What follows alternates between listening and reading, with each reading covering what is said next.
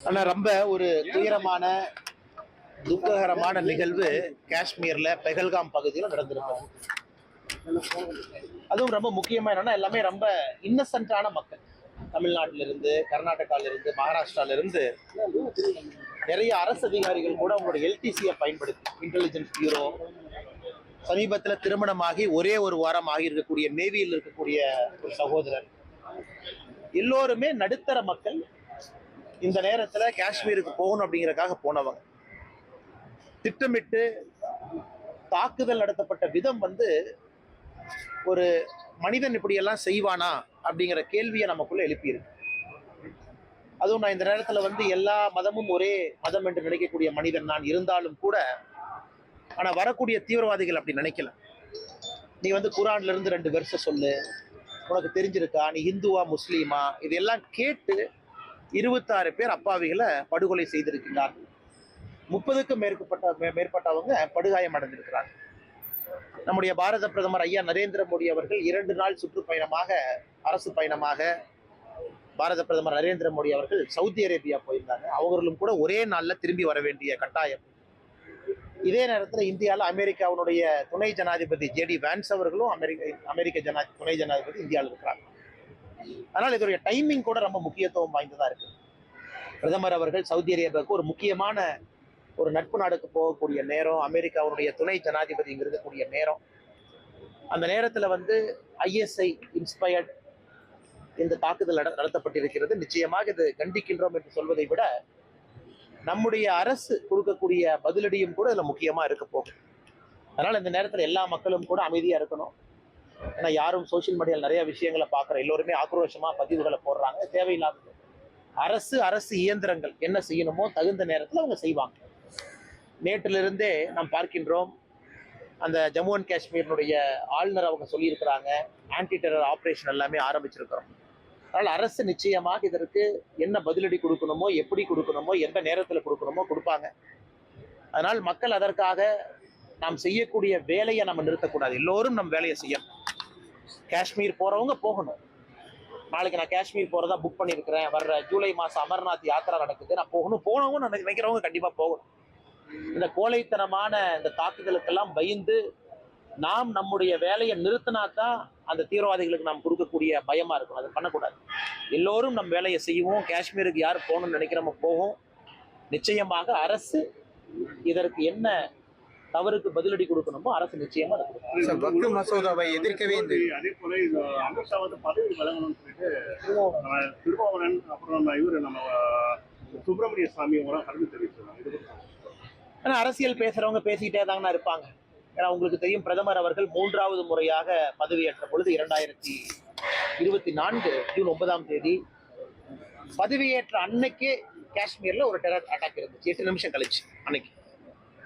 ஏன்னா அவர்களை பொறுத்தவரை, பாகிஸ்தானை பொறுத்த வரைக்கும், ஐஎஸ்ஐயை பொறுத்த வரைக்கும் இந்தியாவில் அமைதியை குலைக்கணும், அச்சுறுத்தலை ஏற்படுத்தணுங்கிறதுக்காக தொடர்ந்து நடத்துறாங்க. நான் இந்த நேரத்தில் நான் பேச வேண்டிய தலைப்பு இல்லை என்றாலும் கூட இதையும் பேசுறேன். நீங்க ஓவராலா பாருங்க, காஷ்மீரை பொறுத்தவரை கட்டுக்குள்ளதான் இருக்கு. 370 எடுக்கப்பட்ட பிறகும் கூட கட்டுக்குள்ளதான் இருக்கு. இந்த துரதிருஷ்டவசமான நிகழ்வு இந்தியர்கள் எல்லோரும் ஒன்றா இருக்கணும். அரசு இயந்திரங்கள் செயல்படுறாங்க, இதற்கான பதிலடியை கொடுப்பாங்க. இதிலே நம்முடைய தலைவர்கள் எல்லாம் அரசியல் பேசுவதை தவிர்க்க வேண்டும் என்பது என்னுடைய வேண்டுகோள். அதே போல அது கொல்லப்பட்டது எல்லாமே நீங்க இஸ்லாமியர்களா இல்லையான்னு கேட்டு கொல்லப்படாதுன்னு. ஆனா ஒரு அரசு வெளியிட்ட அந்த இலங்கையில இஸ்லாமியரும் பேரோட சேர்க்கப்பட்டு இருக்கிறாங்கன்னா இருக்கிறாங்க. ஏன்னா ஷிமோகால அந்த சகோதரியினுடைய கணவரை கொல்றாங்க. அந்த சகோதரி இன்னைக்கு பேட்டி என்ன கொடுத்துருக்காங்கன்னா, கொன்னுட்டு அவங்க கேட்கறாங்க, கணவரை கொன்னுட்ட என்னையும் கொன்று, என் பையனையும் கொன்று, எங்களையே உயிரோட விட்டு வைக்கிறேன். அதுக்கு அந்த தீவிரவாதி சொல்றா, இல்ல மோடிட்ட போய் நான் கொன்னன்னு சொன்னேன் அப்படின்னு. அதே போல பேட்டி கொடுக்கக்கூடிய பல பேர் சொல்றாங்க, லைனா நிக்க வச்சு இஸ்லாமிக் குரான் வெர்ஸ் கேட்கறாங்க. சொல்லாதவங்கள 3 புல்லட் தலையில் 1 காதுல சொல்றாங்க. சொல்றதை வச்சு நம்ம சொல்றோம். அதே நேரத்துல இதுல நான் ஏற்கனவே சொன்னது போலங்கன்னா, இதுல அவங்கள காப்பாற்ற அங்க இருக்கக்கூடிய இஸ்லாமிய சகோதரர்கள்.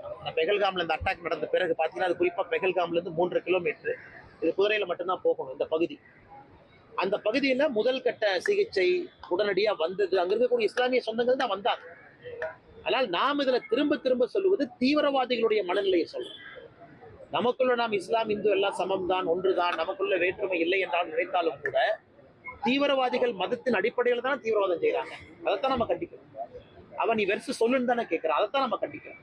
அதனால நிச்சயமாக தீவிரவாதத்தை தீவிரவாதமா தான் பார்க்கிறோம்.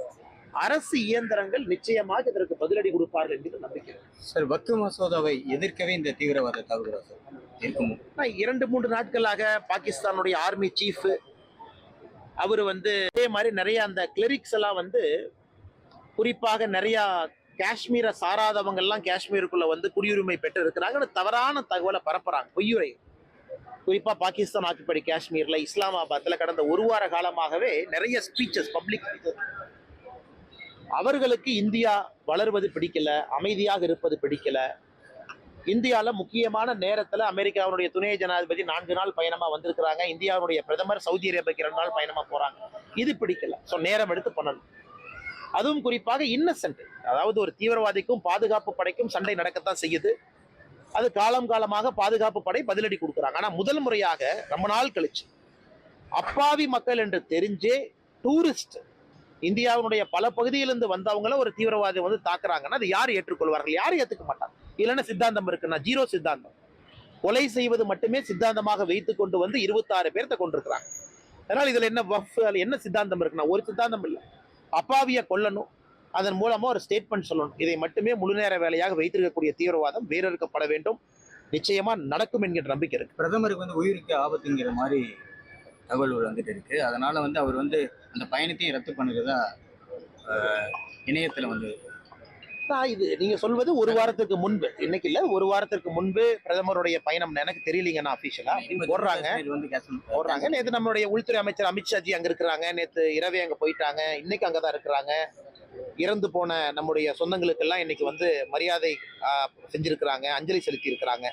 அதனால நம்முடைய அரசுக்குள்ள எந்த பயம் இல்லைங்கன்னா, நம்முடைய நோக்கம் எல்லாம் சாதாரண பொதுமக்கள் பாதுகாப்பு இல்லாம சில இடத்துல இருக்கிறாங்க. மறுபடியும் இது போன்ற தீவிரவாதிகள் இதை பயன்படுத்தி நாங்க பொதுமக்களை தாக்குவோம், அதாவது நம்முடைய செக்யூரிட்டி போர்சஸ் மேல அட்டாக் பண்றது வேறங்கன்னா, பொதுமக்களை தாக்குவோம்னா இது அடுத்த கட்டம் போறாங்க, அடுத்த கட்டம் போக வேண்டும்.